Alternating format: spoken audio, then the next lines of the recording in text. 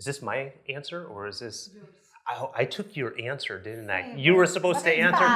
You know what, Patty is here and she is all mic'd up. And did I answer that correctly? Yeah, you did. Okay. She was here and we were going to give her some stage time, and I totally stole the thunder. No, oh my gosh, that's my. She's just learning, so it's fine. She's just checking to make sure I say the right things. So thanks for the moral support.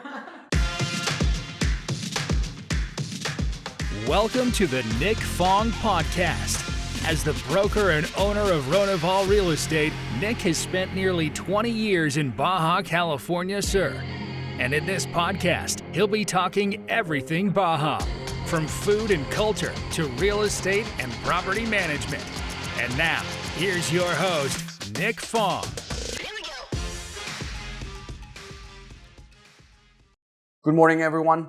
Today we have two questions. The first one comes from Rosana, and it reads, do we have a special offer to purchase for a property that is being sold through a cession of rights?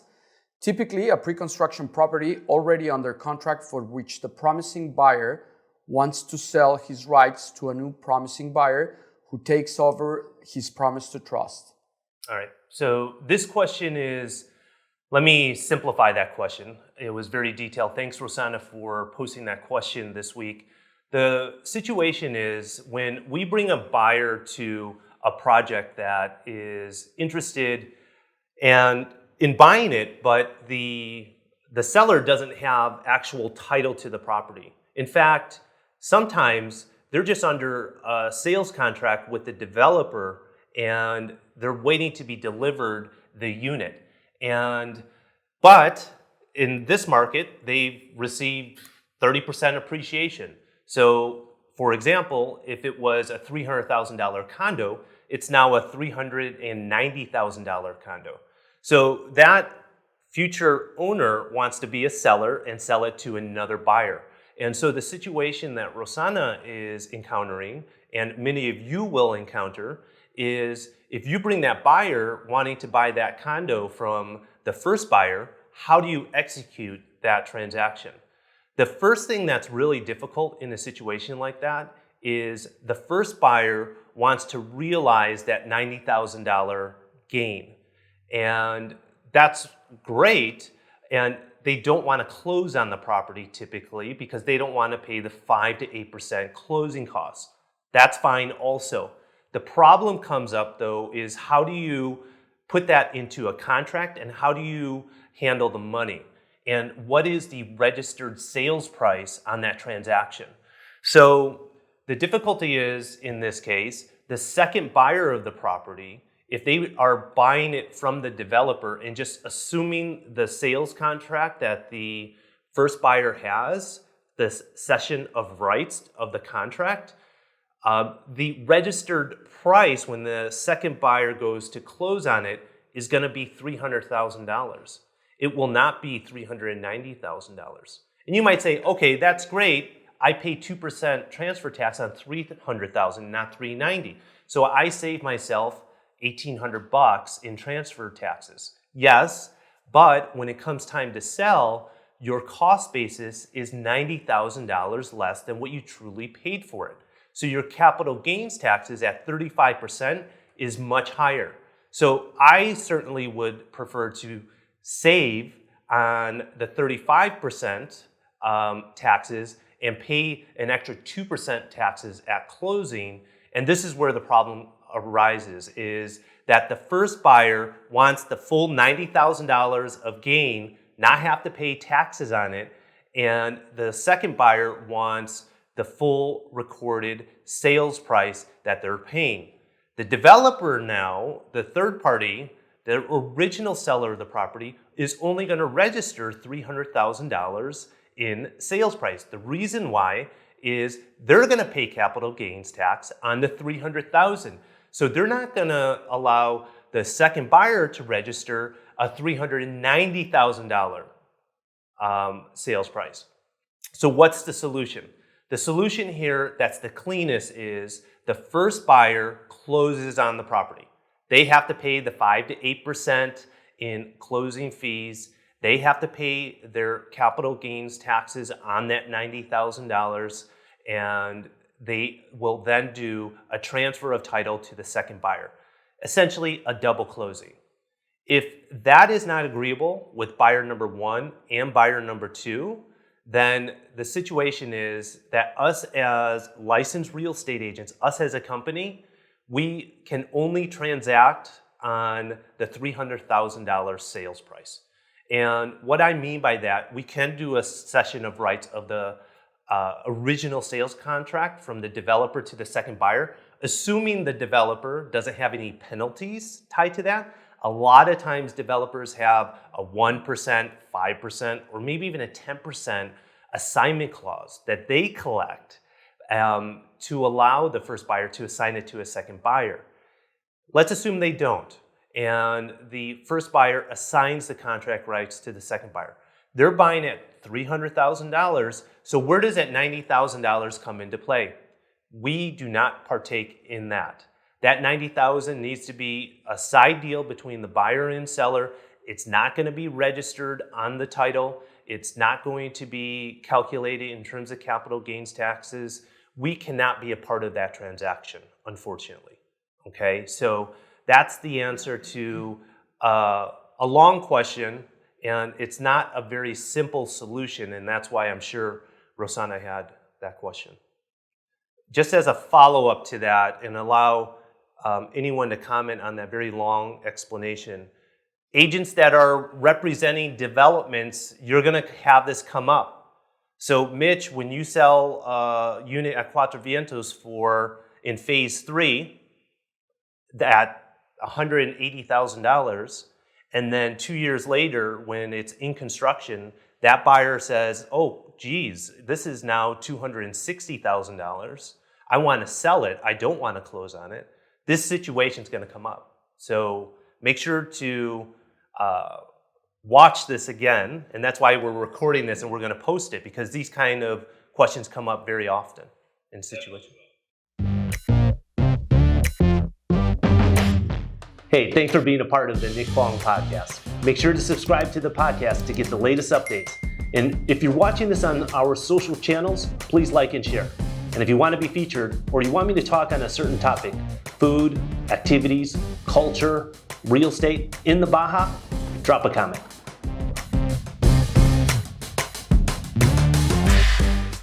Okay, thank you. So we have the second question coming from Michael Hopkins, and it reads, when working with a Mexican national buyer and they are asking to lock in the rate of exchange for a developer purchase that will be going into promise to trust, for example, Cuatro Vientos, what is the answer or reply?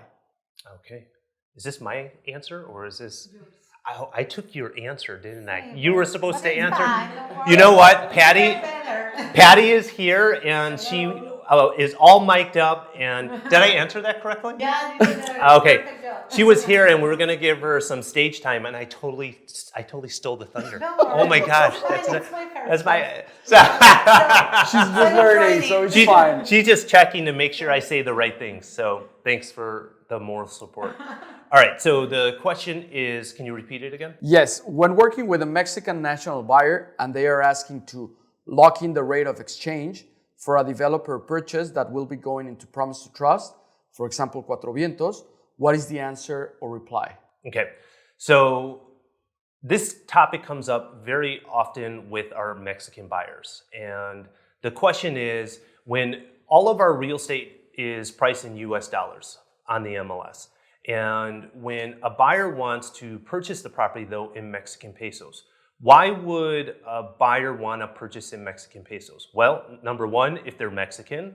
Number two, if they're getting financing from a bank in Mexican pesos.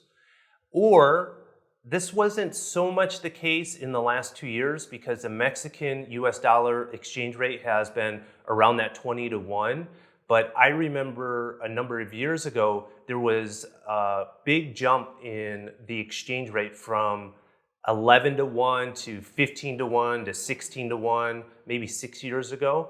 And in transacting on US dollar priced properties, the Mexican buyers typically are looking to establish an exchange rate in Mexican pesos or in US dollars, but at a given exchange rate. So that could be 20 to 1 like today, or back in the day, I remember it was 11, 12, 13 pesos to the US dollar.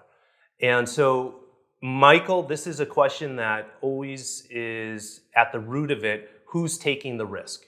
So who's taking the risk, which is the exchange rate risk? The exchange rate risk is from the time you sign the contract to the time you close, whether it's 30 days, 60 days, or in an extreme case, 180 or 1 year, especially if it's pre-construction or in construction. And so in those cases, it's a case-by-case basis. I will say that if you propose as the agent representing a buyer wanting to fix the exchange rate, it's always easier to get a deal like that agreed upon if you're dealing with a Mexican seller, whether it's a developer or an individual that's Mexican. When you have more time that passes between the signing of the contract and the actual closing, it makes it that much more difficult to agree upon an exchange rate. But I have seen situations where it is agreeable and you just establish that amount in the contract, usually in the addendum. And so you do come into a situation, though, when you establish the peso exchange rate at the day of closing on the fideicomiso or the escritura. So the notary is going to use the exchange rate as of the day of the closing. So there potentially, Michael, could be a conflict between what the notary establishes as the cost basis and what is actually agreed upon in the contract. I'm going to defer to Patty and give you a little time. In those situations, what happens? Well, usually it's what the notary says. But also if the money goes from escrow and the buyer is paying pesos, for example, and the sales price is in dollars, the exchange will be the exchange determined by the escrow company, not from the contract. So that's another important point. So we could have a situation where there's a differential. So if there is a differential, then aren't we running into anti-money laundering issues where it doesn't match? Or no? No, because basically the notary accepts that, and it is because of the escrow exchange. As a notary, we don't have any risk. Okay. Is Michael connected? Yes. Good morning, Nick. Thanks. Michael, I don't know if that answered your question or if you had follow-up questions to that. No, it was more. I mean, I've dealt with it with an individual seller before, not a developer, and my more question was when working with a developer, such as Cuatro Vientos, is that something that can be discussed and negotiated? And I believe you've answered my question there. I think it's a little easier in the private seller world to a little more cut and dry to get a yes or no answer because it's not pre-construction. So from the fact that somebody's putting a reservation deposit and starting the contract, and yet we're not taking delivery for another year, there was some thought of what would happen with the exchange rate as it's going to apply to its recorded value at closing. So, Ciro, do we know of any Mexican buyers that are purchasing in Mexican pesos? So far, it's been, we don't have much buyers with Mexican pesos.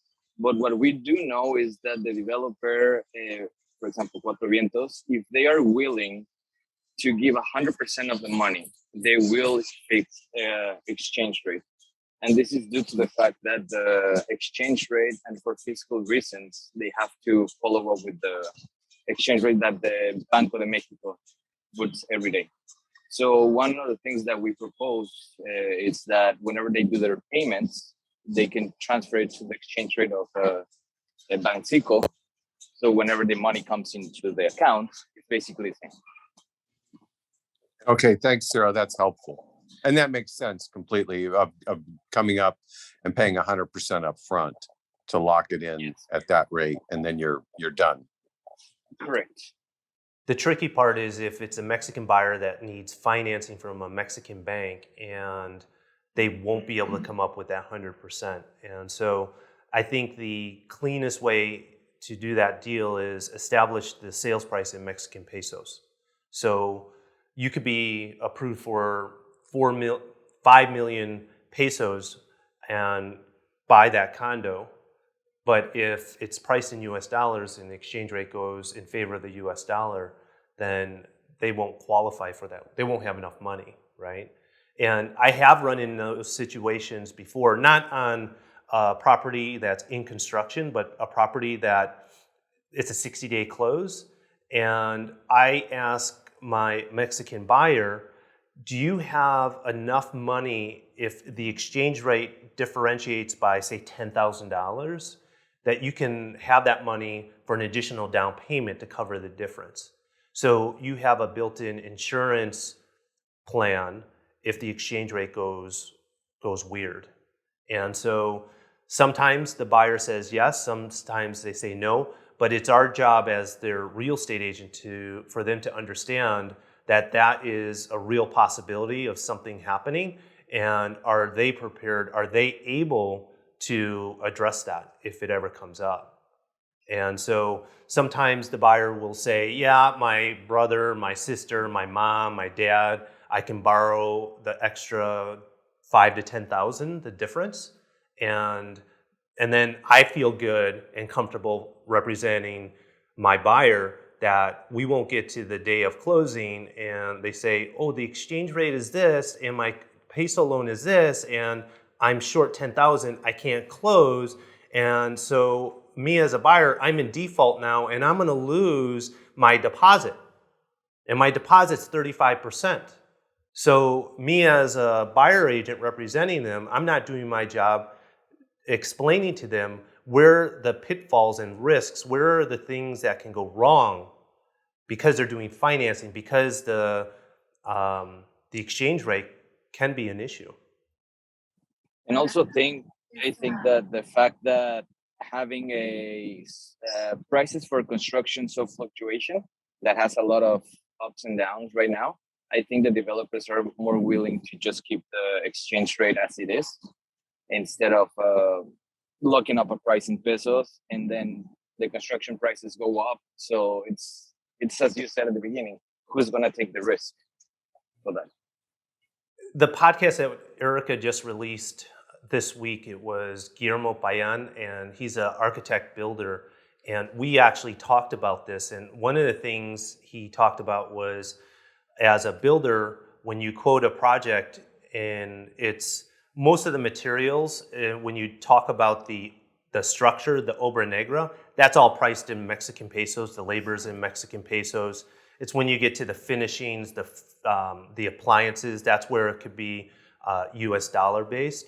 What he was saying is that even though the inflation can happen on the labor and Mexican peso priced supplies, if the exchange rate goes in favor of the Mexican peso, then or the US dollar, and he's receiving draws from the buyer or the owner in US dollars, the exchange rate fluctuation could counter the inflation increase or decrease. So it's like these weird moving things that I noticed when I asked him the question, Guillermo, he was like kind of thinking, he's like, well, inflation is happening, but we also receive our money from typically Americans and Canadians giving us US dollars. So we have the exchange rate sometimes and many times in our favor because a lot of the construction costs are priced in pesos. Did that throw everyone for a loop? That's a little bit like algebra or I don't know. That's like we went math down 202. the rabbit hole. Okay. All right.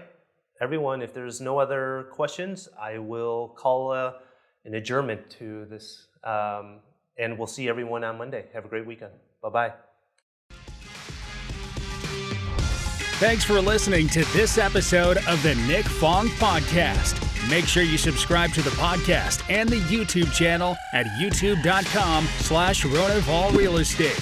And follow Nick on Instagram at @NickFong_Ronival. Ready to find your Baja dream home? Check out the latest property listings at Ronival.com or findmexicohouses.com.